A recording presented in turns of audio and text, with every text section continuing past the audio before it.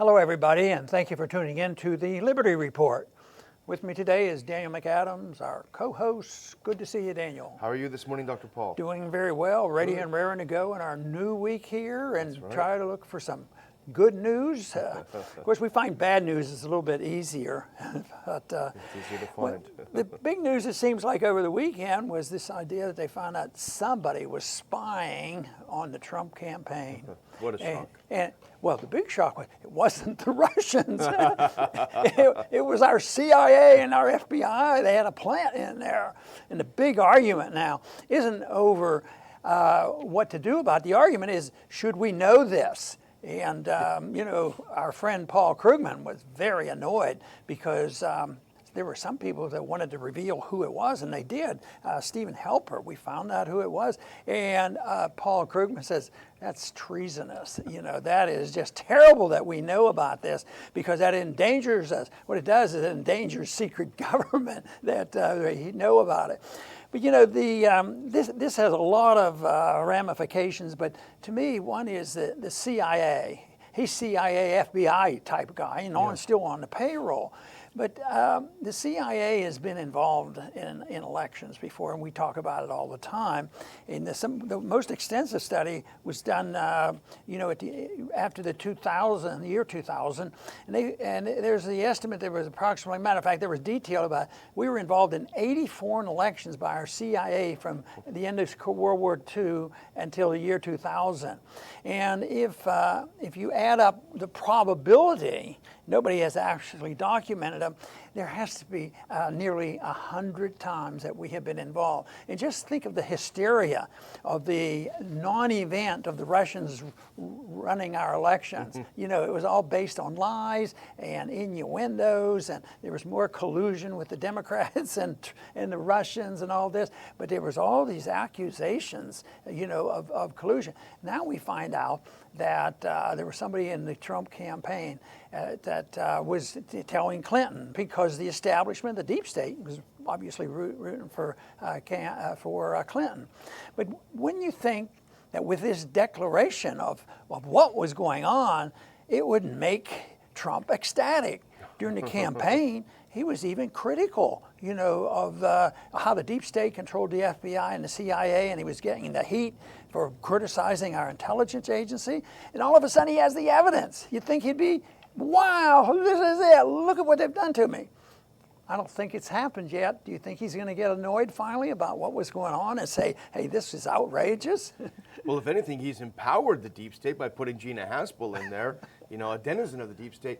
It's funny, you mentioned the 100 elections. That's probably an underestimate that the CIA is manipulating overseas. But if you were to suggest that the CIA, until recently, suggest the CIA was manipulating our elections, it would be, oh, you're a conspiracy theorist, you're a kook.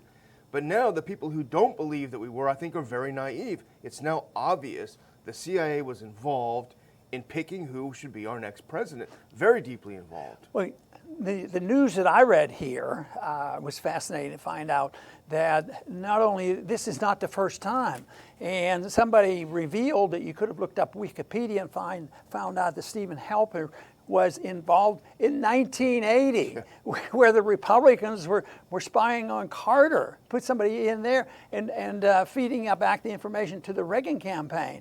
And of course, Reagan had his problems during his administration about, things everybody's, well, he was really not up to speed. In this case, he probably wasn't, because it was done probably more directly and controlled by President Bush Sr. Yeah.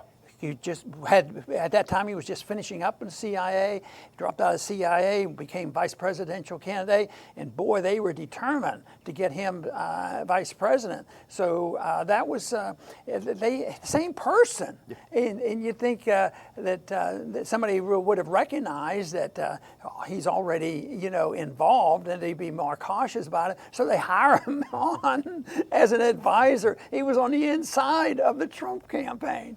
Positively amazing. It's amazing. In 1980, if you were to suggest that George Herbert Walker Bush being involved in the Reagan administration was some part of the deep state, you're just a bircher, you're a kook. It turns out all the kooks are true. Yeah. Well, you know, we do believe in conspiracies, but only the true ones. You know?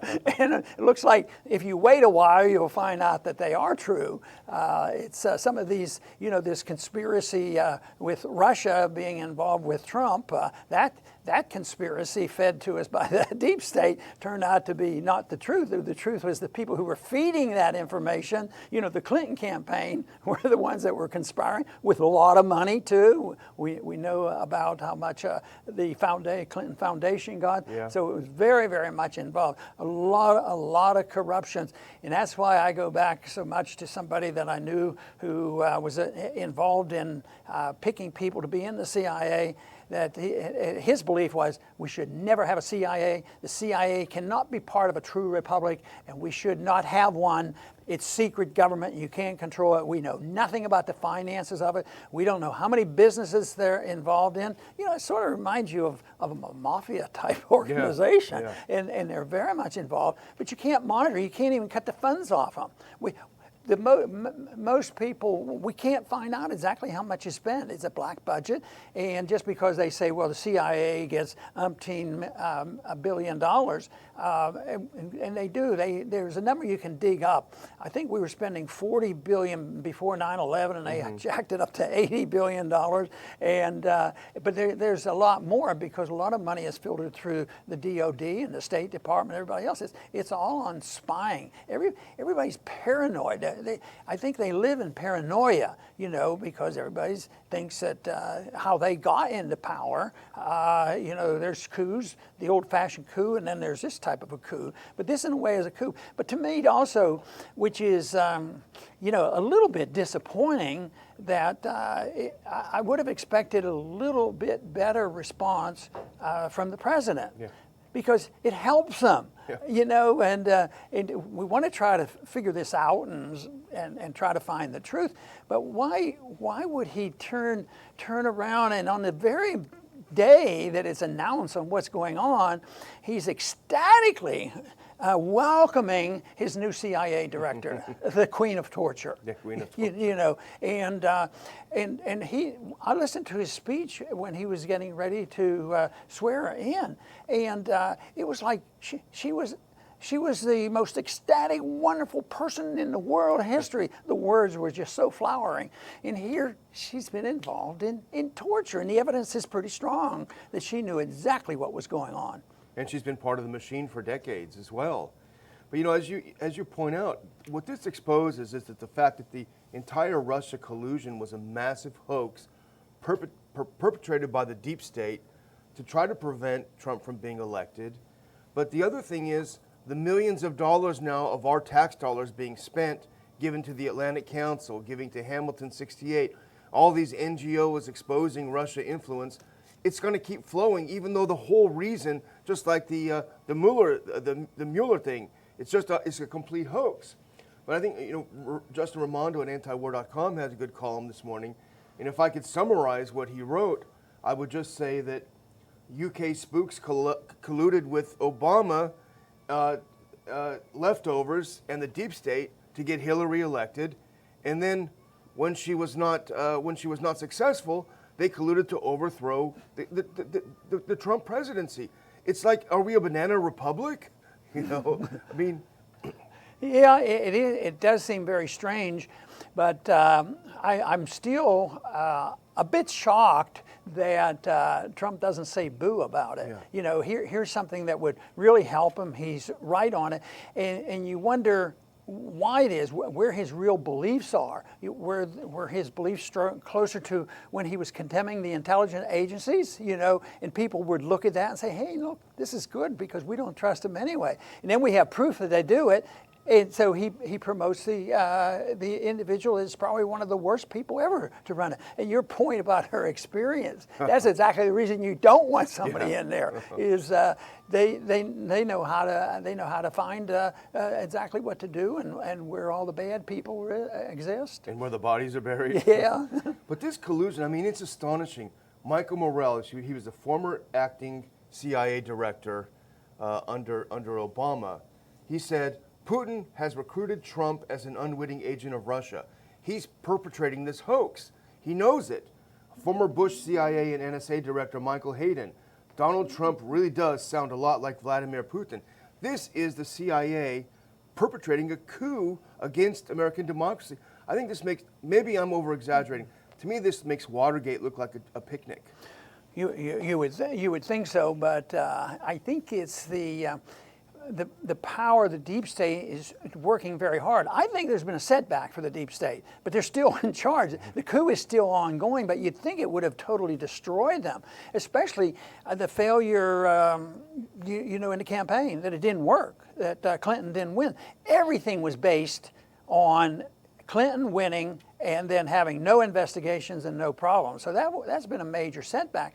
But it just seems to march on. And when we finally get the individual in there that sort of, we were hoping that he understood the deep state and the swamp and he was going to clean it out, all of a sudden it looks like he's, what should I say today? Well, here's your speech. Read this speech about hospital. She's the greatest person in the world, and she's fine, she's friendly, and she has grandkids and wouldn't ever torture anybody. So this is such a, of course, it's a disappointment, but it shouldn't be a total surprise to us. It's so often we get our setbacks like this, but it doesn't seem to catch on.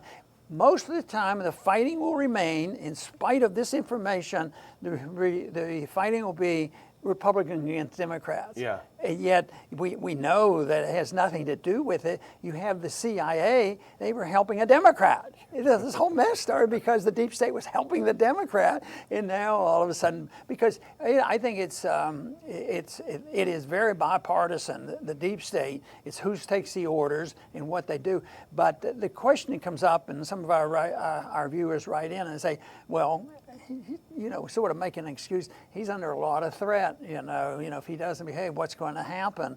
And I don't know how the day-to-day management goes with the deep state, because I don't see it as a monolith. I don't think there's the king of the deep state. But there's a message to be sent, and it looks like the king of the deep state usually has control of an apparatus like the CIA. Yeah.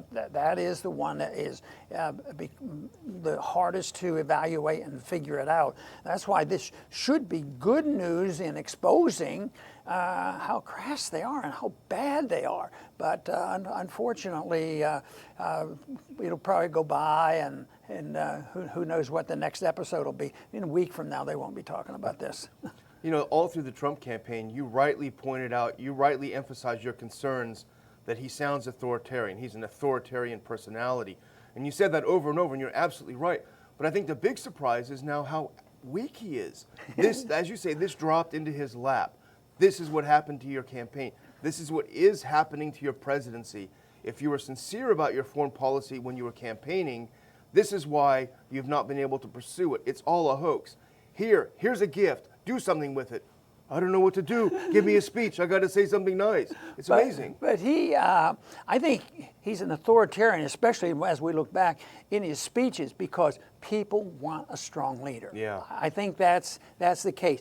I guess we can't expect most people to be more libertarian, assuming responsibility of themselves. They want strong leadership. They want somebody to take care of them when they're ill. They want to take care of them if they're hungry. They want to be taken care of if the foreigners are trying to invade us and they're going to attack us. So they create these problems. They create the economic problems. They create the foreign policy problems. But they want, the strong leader. The natural tendency of a libertarian is get out of our way. We can take care of ourselves, and there are voluntary ways to solve these problems rather than depending on dictatorial powers of a government. And that's a dilemma. So we have a Trump who fulfills the role. I'm a strong person, but then he comes up with what he considers probably more realistic. Now, I don't know if anybody knows exactly where he stands on protectionism and on tariffs. I think he probably is sincere in favoring them, but they're on again, off again. Put them on. Oh, maybe yesterday it was announced that we're taking a pause on the trade war. and the stock market goes up 380 points because there's a pause on it. So, but it's a fragile system, and I think this situation where you're not sure. Sometimes if you're sure, you know what's happening and you can anticipate it, is better than when every day it's back and forth and nobody knows what's to happen. And I think that's what we're experiencing right now. There's no firm understanding, mainly because they don't know what's going to happen to the economy. Because when we look at that deficit and what the 1 or 2% increase in interest rates mean, I mean, that is spending that nobody can control, and it's going to go up exponentially, and the spending is. How many people have been talking lately? Not a whole lot. We have to look around for a good article on the debt explosion. And now we're up to $1 trillion a year. There was a prediction I read today. It could be $2 trillion a year, not too far from now. So one of these days, that'll crack, and there will be more certainty. Then we'll be a little bit further away from on this type of conversation. And little tiny things can have big implications and consequences, like the fall of the Berlin Wall was not people chipping away. Small events happened before that. But the thing is, President Trump should have listened to us. You know, the whole issue of collusion with Russia, you had your people meet with the Russians. Instead of denying it, he should have said, "You're darn right we did. I proposed a new foreign policy. We're going to get rid of these ridiculous. The Cold War's been over for, a quarter of a century. We're going to meet with the Russians and figure out how to have mutually beneficial relations. We're going to do it in the open. We're going to meet with these people." Right. But unfortunately, hemming and hawing and denying, it was a real disaster. Well, Halper is the kind of person, we have a face of the deep state, and this is it. Cambridge professor, his entire career colluding with the CIA. How many other professors are on the CIA payroll? How many journalists are on the CIA payroll? How many operatives are in there meddling with our elections, treating this as if we're some sort of Latin American dictatorship in the 1980s? We have got to wake up to the fact that our democracy, our republic, is being undermined by people we have no ability to vote for or vote against. So that is why on this show, Dr. Paul, as you know, we do our best to expose it every day. This is something that I think is just unbelievable. Well, that's a very good statement, and I certainly agree with everything you've said. I think the one thing I'd like to point about the CIA in this type of an operation, what the FBI and others do when they infiltrate, they say, well, you have to be able to infiltrate for intelligence, and we're always looking for the bad guys. But the process I dislike the most about that is you get an infiltrator, you put a CIA agent in there, and sometimes it might be somebody just has a notion or may have a phone call or read something. They go in and they take advantage of somebody that might be a little bit weak mentally, and they'll entrap them, say, do this, and then they set it up, and all of a sudden they claim a major victory. I think that is wrong. I think it's morally wrong. It should be legally wrong to go ahead and have somebody from the government go in and entice somebody to break the law, and they themselves break the law. And that should not be permissible. The other thing I don't like about our judicial system is that this idea that you can go and investigate and ask questions, and the prosecutors, the FBI agents, can lie through their teeth. And even in courts, why shouldn't they be under oath too? Wouldn't that be a novel thing if everything they said was recorded under oath? Because they're allowed to lie and intimidate and do all these things. And just think of going into this campaign, and their whole purpose was to try to entrap somebody. That's what they wanted to do in the Trump campaign. And even with all that effort and all that energy to do it, they evidently didn't come up with anything to really entrap somebody and say that, oh yeah, they were planning to blow up America and doing all these other things. And these problems are difficult to deal with, but I don't think they're that complex. I think if we just thought about personal liberty and the protections that were attempted to be given to us with our Constitution, we could go in the right direction. But basically, the problem is people wanting to assume responsibility for themselves. They don't want to do that. They want to be taken care of. They get scared for many, many reasons. So the role of a government in a system, most governments, matter of fact, especially in our government now, is to scare people to death. The Russians are coming. coming, Saddam Hussein is coming, there's going to be this problem, everybody will be out in the streets, they'll have no medical care unless we have total socialized medicine. They go on and on to intimidate and scare people. And they do that with lies and intimidation. So truth is the thing that we seek the most, because if people have the truth, I believe they are more likely to act responsibly in that manner. So I want to thank everybody for tuning in today to the Liberty Report, and please come back soon.